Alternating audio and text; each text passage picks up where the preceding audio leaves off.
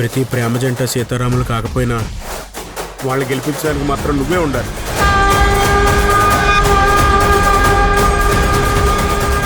ఇవే ఇవే జీవన తరంగాలు, ఇవే ఇవే జీవన తరంగాలు, జీవన తరంగాలు.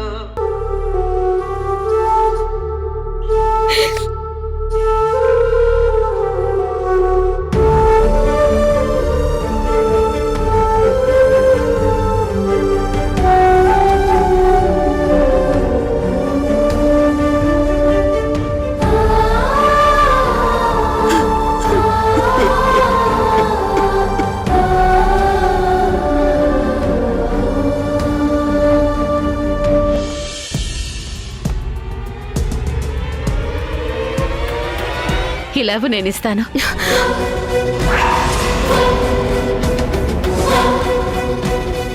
ఈ గాజులు బయటికి తీసింది పిన్నికి ఇవ్వడం కోసం కాదు. ధరణి, ఇక్కడ నిలబడ్డావేంటి? దేవిక నిన్ను పిలుస్తుంది. ఏమైంది ధరణి? మళ్ళీ ఆవిడ గారు ఏమైనా అన్నారా? లేదంటే మీ ఆయన గారు ఏదైనా నిర్వాకం చేశారా? వాళ్ళెవరూ కాదమ్మా, నా కన్న కూతురే నా మాటకెదురు చెప్పింది. నా ఇంటి పరువుని కొడుకులాగా కాపాడుతుందనుకున్న కూతురు పరువు పైన పర్వాలేదన్నట్టు మాట్లాడి వెళ్ళిందమ్మా. ధరణి, నువ్వు చెప్తుంది మన కీర్తి గురించా? అవునమ్మా, కీర్తి నా మాటకెదురు చెప్తుందని కలలో కూడా అనుకోలేదు. ఇన్ని రోజులు ఇంటి కష్టాల్లో బాధ్యతగా భాగం పంచుకుంటుంటే ఎంతో మురిసిపోయానమ్మా. ఇలాంటి కూతురు పుట్టడం నా అదృష్టమని 10 మందికి చెప్పాను. అసలేం జరిగిందో చెప్పవే. అసలే నీ భర్త ఇచ్చిన తలపోటుతో హార్ట్ అటాక్ వచ్చేలా ఉంది.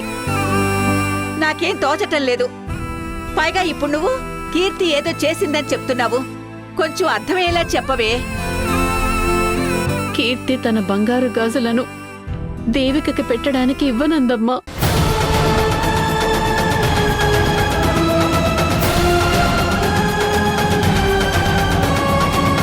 అమ్మా, కొత్త నగలు ఇప్పుడు కొనాలంటే మనలాంటి వాళ్ళకి అసాధ్యమైన పని. దయచేసి ఈ నగలు ఇవ్వమని అడక్కు. నేను తన గాజులను అడగకుండా ఉండాల్సిందమ్మా. అడిగిన పెద్దరికాన్ని, అమ్మ స్థానాన్ని కించపరిచానేమో అనిపిస్తుంది. బంగారం మళ్ళీ కొనలేమని చెప్పి మన స్థాయి ఏంటో గుర్తు చేసింది. మధ్యతరగతి వాళ్లమైన మనకి ఆశ పడడమే తప్ప ఆ ఆశలు నెరవేర్చుకునే శక్తి సామర్థ్యాలు ఉండవని పరోక్షంగా గుర్తు చేసి మరీ వెళ్ళిందమ్మా. ఎలాంటి కల్మషం లేని మంచి మనసు గలది నా కూతురు అనుకున్నా, కానీ తనలో కూడా స్వార్థం ఉందని నిరూపించి మరీ వెళ్ళింది. ఇప్పుడెక్కడి నుంచి తెచ్చి దేవికకి బంగారం పెట్టాలమ్మా? అందరి ముందు పరువు పోయే పరిస్థితి వచ్చింది. ఏం పాపం చేశామని స్వామి మాకు ఇలాంటి పరీక్షలు పెడుతున్నావు? మన చేతగానితనానికి కీర్తిని నిందించడం సరికాదు. ఇప్పుడు కాలాలు మారాయి. మా కాలంలో ఉన్నట్టు మీ కాలంలో లేదు. నీ కాలంలో ఉన్నట్టు ఇప్పుడు అమ్మాయిల జీవితాల్లో లేవు. పోనీలే, ఇలాగైనా తన మనసులో ఏముందో తెలిసింది. తన అన్నదానికి నువ్వేమీ అపార్థం చేసుకోవద్దు. బంగారం కన్నా మేలిమి బంగారమే మన కీర్తి. తన నిర్ణయాన్ని గౌరవించు. తనకి పెళ్లి కావాల్సింది. తనకి పుట్టింటి వాళ్ళు పెట్టే బంగారాన్ని గర్వంగా మెట్టినింటికి తీసుకువెళ్లాలని తనకి ఆశ ఉంటుంది. అందుకే ఒకసారి చేయి జారిన బంగారాన్ని మళ్లీ తిరిగి కొనడం అంటే ఇప్పట్లో జరిగే పని కాదని అలా అనుంటుందిలే. నువ్వేమీ అపార్థం చేసుకోకు. నువ్వెంత సర్ది చెప్పాలని చూసినా నా మనసు ఒప్పుకోవట్లేదమ్మా. ఇప్పటికీ తను ఎందుకిలా అందో తలుచుకుంటే మనస్సు కలుక్కుమంటోంది. కీర్తి నీకోసం పెళ్లిని కూడా కాదనుకుంది. అలాంటి తనని నువ్వు తప్పుగా అర్థం చేసుకుని బాధపడకు ధరణి. వాస్తవంగా చూస్తే దేవికకి బంగారం పెట్టాల్సిన బాధ్యత మీ ఎవరిది కాదు, తల్లిగా నాది. అందుకే దేవికకి నా గాజులిస్తాను. ఆగమ్మా.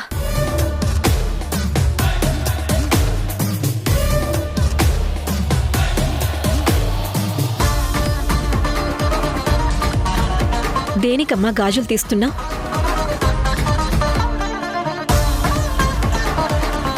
ఆ దేశ్ముఖి గారు అన్నారని నాకు నగలు పెట్టడానికి నీ గాజులు తీస్తున్నావు కదూ? ఆవిడన్నారని కాదు కాని తల్లిగా కూతురికి ప్రేమతో బంగారం పెట్టాల్సుంటుంది. అయినా నా వస్తువులేవైనా మీకు చెందేవే కదా, ఇందులో తప్పే ఉందమ్మా. తప్పేం లేదు కాని ఎవరో ఏదో అన్నారని నీ చేతికున్న గాజులు తీయటం తప్పు. నువ్విచ్చిన దాన్ని తీసుకోవాల్సిన అవసరం నాకు లేదమ్మా. ఒకవేళ ఇవ్వాలనుకున్నా అవి నీ మనవరాలికివ్వు, అంతేకాని నాకోసం ఇప్పుడు తీయకు. నీకు నగలు పెట్టలేదంటే ఆవిడిగారి ముందు మనం మాట పడాల్సొస్తుంది. ఏం కాదు, ఆవిడతో నేను మాట్లాడతాను. నువ్వు గాజులు తీయడానికి వీల్లేదు.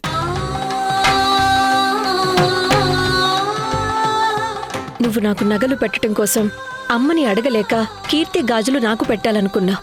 ఇలాంటి ఆలోచన చెయ్యాలని నీకెందుకు అనిపించిందక్కా? కీర్తి పెళ్లికి పుట్టింటి తరపున నేను నగలు పెట్టాలి. అది పద్ధతి, సంస్కారం. అంతేకాని చిన్నపిల్లల నగల్ని నాకు పెట్టాలనుకోవటం భావ్యం కాదు కదా. మాదేవి మొదటి పెళ్లి కాదు కదా, తప్పకుండా నగలు ఉండాలి అంటానికి. దోషం పోవటం కోసం చేస్తున్న పెళ్లి. ఎంత సింపుల్గా జరిగితే అంత సంతోషంగా ఉంటుందని మీకు ముందే చెప్పాను.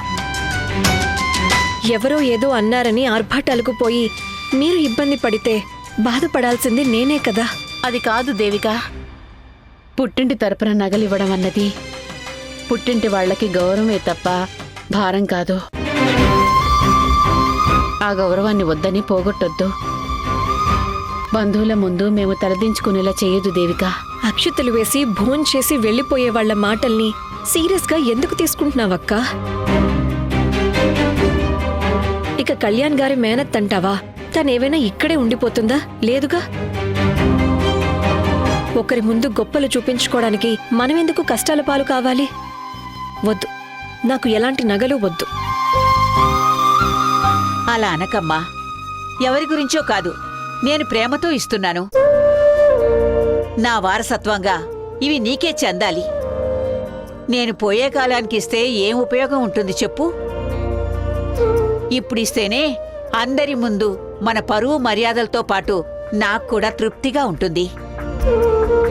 మీరు నా మాట వినరని అర్థమైంది. సరే, నేనేం చేయాలో అదే చేస్తాను.